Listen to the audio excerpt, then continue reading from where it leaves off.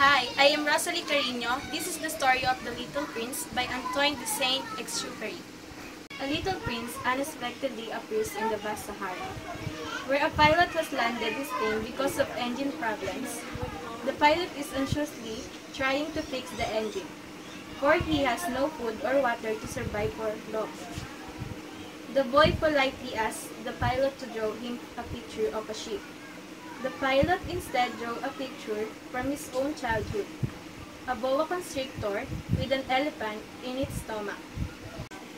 Only after the pilot draws a box with air holes in it is the boy happy. Both the pilot and the little prince understand the ship is inside the box.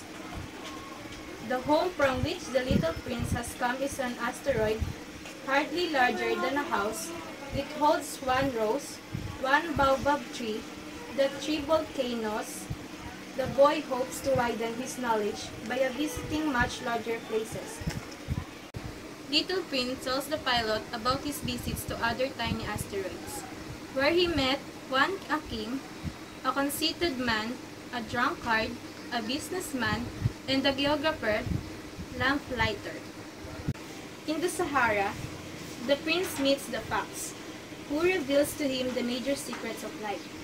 These secrets cannot be seen by the eyes unless the heart is involved. The fox explains also the one is forever responsible where love is involved. Lessons help the little prince understand his own mistakes, and he decides to return home to protect his rose. The boy meets the snake who talks in riddles, and he understands the creator's power to send him back where he came from quickly.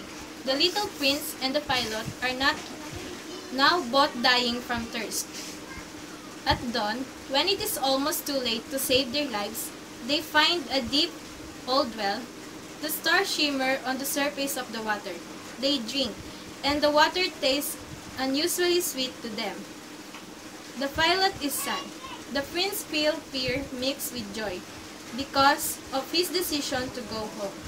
The prince tells his friend that he will be leaving the next day. When the little prince loves to cheer his friend up, the laughter sounds like the jingle of a million little bells. He looks up on starry nights. He and only he will hear the little prince's laughter. The next day, on the 1-year anniversary of the little prince's arrival on Earth, the pilot comes to the same spot where he met the boy. There he glimpses the yellow flash of the snake as it bites the ankle of his little friend, and the boy falls quietly and gently onto the sand. Later, the little prince's body is nowhere to be found. The pilot finally fixes his engine and leaves for home, hoping that his friend is safely back at his home too. The end.